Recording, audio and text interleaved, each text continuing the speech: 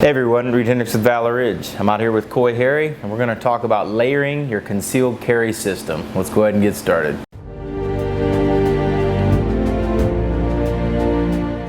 Coy, thanks for having me. I appreciate being out here. Sure, Reid. Always a pleasure, man. Man, I've been down here a lot of times, and I've been out to Coy's dojo a few times. Well, I know that you have extensive martial arts background. I mean, you're a member of the Martial Arts Hall of Fame, right? Yeah, I mean, I was inducted. Yeah. It's like, why is it that the guys have done the most talk about themselves the least? It's hard. I don't know. It's what I've always found with every martial profession I've ever had, the Marine Corps, law enforcement, and firearms instructor, like the guys that have done the most, like toot their own horn the least. And you're one of those guys, man. You're over 40 years of martial arts. How many disciplines are you belted in? 13. 13 different. How many instructor ratings you have? Those 13 plus 4 others. Right, it's like you're talking like nearly 2 dozen. You can't make this stuff up, and you never know it. But that's the reason why I come train with you, man. And just got done with a couple of days of working some combatives. And first of all, what's the name of your place? And give a little background about yourself, if you don't mind. Sure. The school is called Shinchuan Martial Science. It was founded by Joe Lansdale back in 1995. We're not like an ancient art, whatever. Basically what Joe did is take his 30-something years of martial arts experience at the time, and he threw out a lot of the techniques that we call dojo techniques. They're not really practical. A lot of techniques that people do just because they're traditional, and he threw those out. The stuff that worked in the street for him when he was a bouncer in Gladewater, Texas. And Joe's not a big guy, so some of those East Texas boys are pretty big, so he had to learn how to deal with that stuff. But a lot of people look at us and they go, "Oh, you guys are Kempo." "Yeah, we're Kempo." "Oh, you're Hapkido." "Yeah, we're Hapkido." "Oh, you're like, yeah, we do that." And we do a little bit of everything. Like, I came down because I wanted to supplement my combatives. I want to supplement my everyday carry, because it's not always the gun that's going to fix the problem. Right. Sometimes it may be. A lot of times it may not be. Sometimes we need to buy ourselves time to get to that gun. Exactly. And I wanted you to talk about your philosophy when it comes to everyday carry and layering your concealed carry system, and what people need to consider if they're going to be carrying a firearm every day. The thing about a lot of people that carry a firearm is they believe, well, I've got this firearm and I can defend myself in any situation. And they don't practice. They don't practice drawing and while they're seated. They don't practice, because you're not always attacked in optimal position, right? You may be in your vehicle. You may be sitting down to dinner. Lots of different things happen in lots of different places. In order to utilize that firearm, I've got to be able to access it.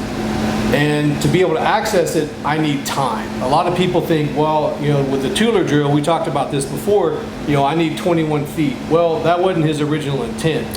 It was time. And a lot of people have misinterpreted that drill, and they think, well, I've got to do 21 feet. So a lot of people back up and they do things like that. I personally am an offensive person. I'm offended. Yeah, exactly. Yeah. I mean, I was offended. I was offended for 2 days. I'm an equal opportunity offender. Okay. I don't believe in defense. When you back up, that's a defensive mindset. You've already set yourself up that you're behind the curve. The way I look at it is my hands are my first response, because they're the weapon systems that I can deploy the fastest. But they're also my last resort if all my other weapon systems have failed. Mm-hmm. So they cover 2 things. So your other weapon systems cover 1 thing. My hands cover 2. So it's important to understand how to use them and use them properly and efficiently. For me personally, I call it my killing side and my non-lethal side. As I trained in martial arts, Kempo was one of the first arts that I started training in seriously as an adult. I usually go strong side out if I get into a position, but typically we start here, and I want to be able to assess the situation. You can be the most trained killer on the planet, but if you got your head in your phone, guess what's going to happen? Somebody's going to wahoo you, and all your killer training is just right out the window. Mm-hmm. All that effort for not paying attention. It's hard to be vigilant 100% of the time, but Cooper's color system, you try and stay in the yellow, mm-hmm. right? And complacency kills. And so one of the best ways to train and prepare yourself is be vigilant, keep your head up, keep your head on a swivel, hands first. Then I like tack light, because even in the daytime, you know, if I got 1,000 lumen light and I'll pop you in the peepers with it, well then, you know, I can move offline to where you think I was, and then I can hit you from another angle. Sure. So I love those tack lights because I look at them as a non-lethal long-range weapon system. So something just as small as something like this. Right, yeah. I mean, the one I carry around every day, just for fun, is it's 90 lumens. That's plenty. It's plenty, you know. The reason I don't carry my other one every day is because it's expensive and I'm cheap, and if I lose it, I'm going to be really sad.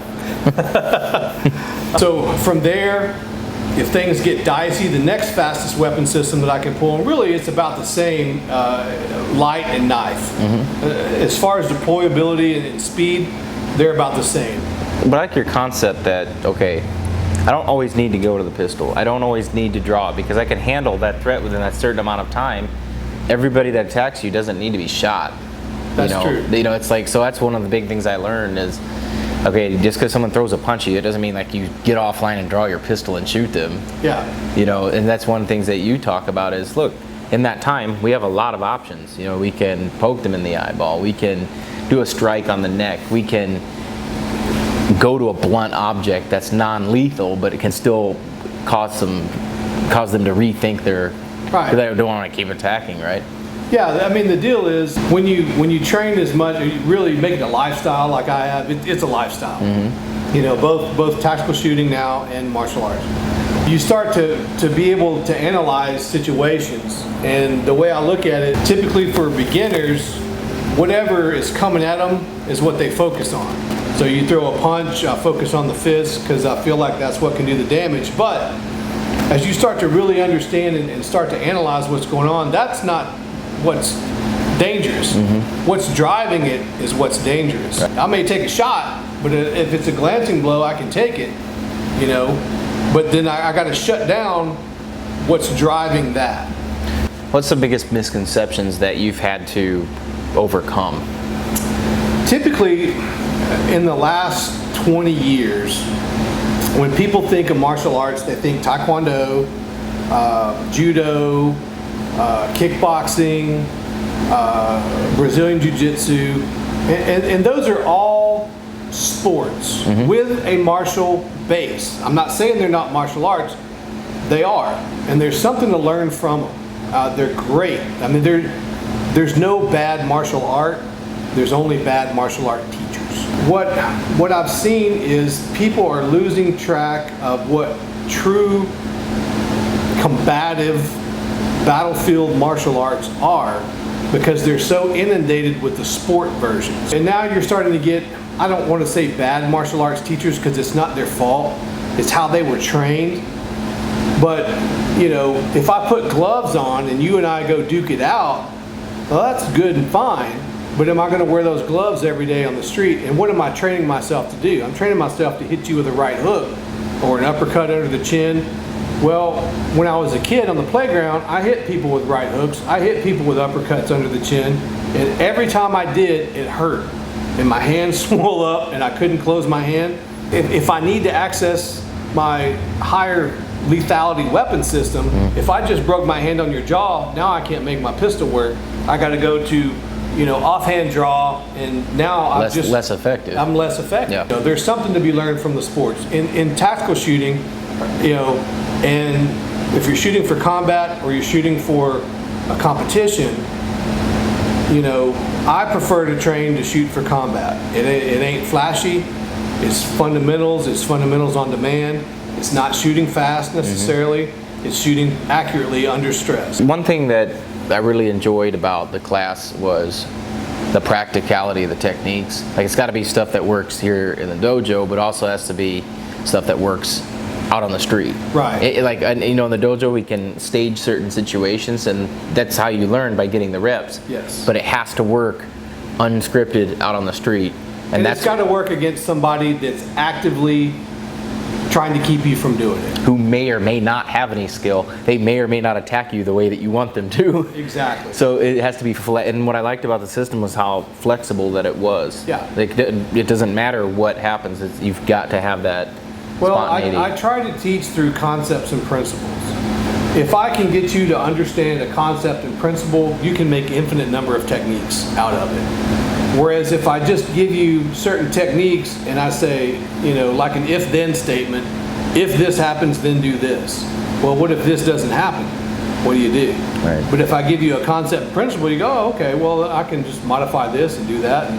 So, yeah, it's, you know, I've been taught both ways, and I appreciate the concept and principle way better. That's actually how I learned. But I learned a lot last couple of days, and I'm grateful for that. Guys, if you want to learn more about Coy and the combative system, I got a link, the website in the description box below. Definitely recommend you're down here in Texas, in Nacogdoches, come on by the dojo and learn some things that will help make you better, that'll make you protect your family. I know I certainly enjoy coming down. I definitely will be back. I try to make it down a few times a year. Oh, heck yeah, you're always welcome. I just enjoy being and learning from you. Appreciate the time that you've given us. Guys, if you want to train with him, like I said, link in the description box below. If you found the information in the video helpful, subscribe to the channel. And if you want to learn how to protect yourself with the combatives, come down and see Coy and learn how to do some firearms training, CSAT or Valor Ridge. We're all good to go. It's all good. It's Henrichs with Valor Ridge reminding you, the lessons that we learn are written on the tombstones of others. We'll see you on the ridge.